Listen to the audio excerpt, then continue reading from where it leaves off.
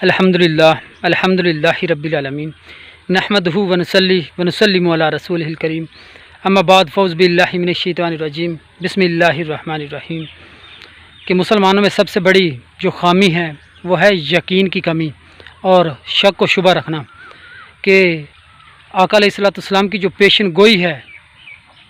کہ غزوہ ہند ایک غیر عرب ملک لڑے گا، تو اس کے بارے میں شک و شبہ رکھتے ہیں کہ وہ واقعی پاکستان وہ ملک ہے جو غزوہ ہند لڑے گا؟ جی، وہ پاکستان ہی خوش نصیب اور خوش قسمت ملک ہے جو غزوہ ہند لڑے گا، اور یہ شرف پاکستان کے ہی حصے میں ہے۔ کیوں؟ آخر وہ کون سی نشانیاں ہیں، آخر وہ کون سی وجوہات ہیں کہ جو اس بات کی دلیلیں ہیں کہ پاکستان ہی لڑے گا؟ کیونکہ آقا علیہ الصلوۃ والسلام کا فرمان علی شان ہے کہ جب پوری دنیا میں میرا دین کمزور ہوگا تو مشرق کی طرف اشارہ کر کے فرمائے گا، وہاں سے اٹھے گا اور طاقتور ہوگا۔ ایک اور حدیث سے مبارکہ ہے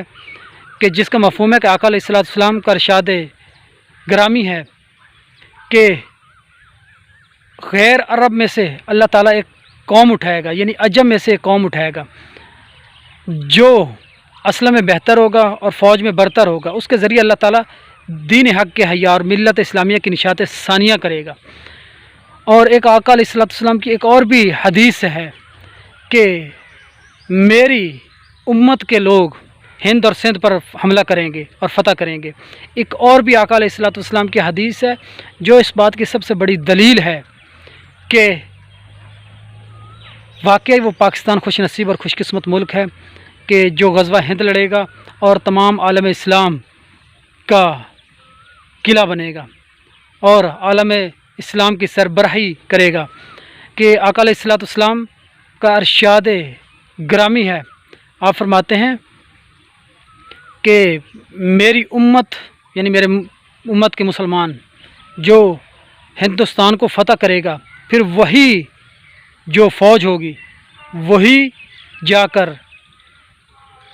اہل یہود کے خلاف لڑے گی، یعنی پہلے یہ غزوہ ہند لڑیں گے اور یہی فوج اس کی دوبارہ جو خوش قسمتی ہے یہ جائیں گے اور فلسطین کو آزاد کروائیں گے اور حضرت امام مہدی علیہ السلام کے ساتھ مل کر یہ یہود کے خلاف جنگ کریں گے اور وہاں پہ بھی فتح حاصل کریں گے۔ اب ایک مسلمان ہونے کے ناطے، ایک مومن ہونے کے ناطے، آقا علیہ الصلوۃ والسلام پر ایمان لانے کے ناطے ہمارا یہ حق نہیں بنتا کہ ہم شک کی کو گنجائش رکھیں اور یقین کی کمی رکھیں، کیونکہ آقا علیہ الصلوۃ والسلام کا فرمان تو کبھی بھی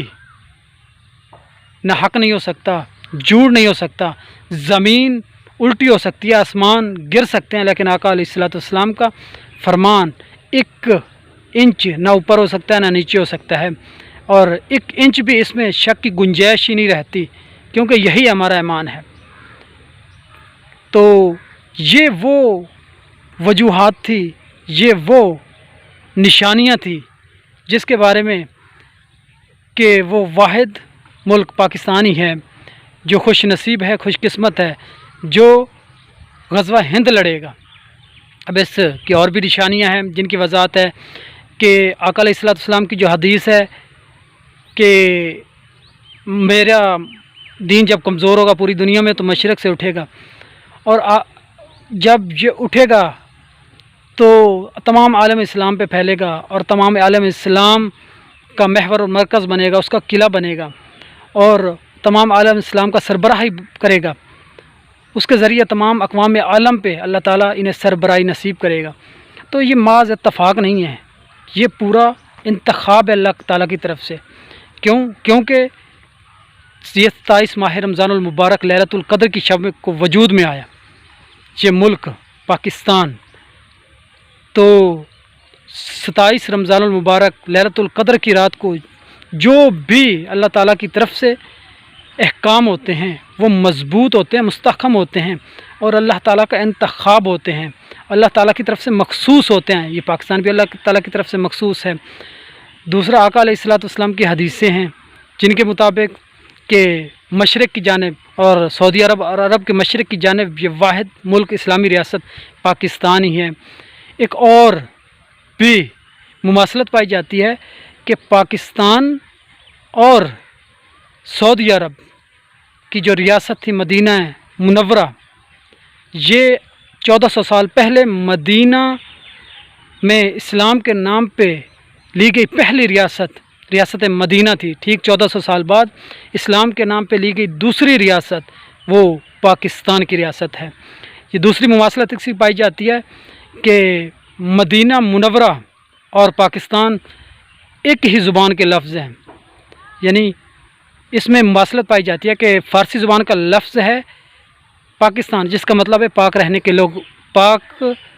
لوگوں کے رہنے کی جگہ، اور مدینہ منورہ مدینۃ المبارک کا مطلب بھی یہی ہے، جو عربی زبان کا لفظ ہے جس کا مطلب ہے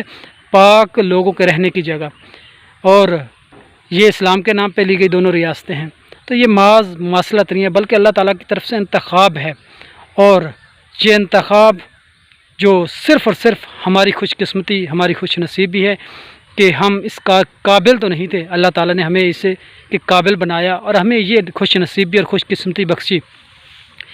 تو ہمارے بزرگوں نے محنت کر کے، کوشش کاوش کر کے اسلام کے نام پہ ریاست پاکستان بنائی تھی، یعنی کیا میں پاکستان بنایا تھا۔ اب انہوں نے اپنا خواب پورا کیا اور ہمیں ذمہ داری دے کر گئے ہیں کہ وہ استحکام پاکستان کریں۔ استحکام پاکستان کیسے ہونا ہے؟ وہ کہ جس دن بھی اسلام کا اصول اور قانون اس دن میں اس ملک اور ریاست میں لاگو ہو گئے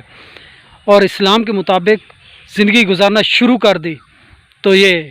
تمام عالم اسلام کا قلعہ بنے گا، تمام عالم اسلام کی سربراہی کرے گا۔ تو یہ خوش قسمتی ہے جس کے بارے میں ہمیں کوشش کرنی چاہیے اور بے لوث ہو کے محنت کرنی چاہیے، اور آج وہ وقت آ رہا ہے جس کی پیشن گوئی کی تھی۔ آج وہ وقت آنا پہنچا ہے جو ہم محنت کر کے، کوشش کاوش کر کے، اپنی قربانیوں دے کر اس ملک کو استحکام کی طرف لے کر جا سکتے ہیں۔ وآخر دعوانا الحمدللہ رب العالمین۔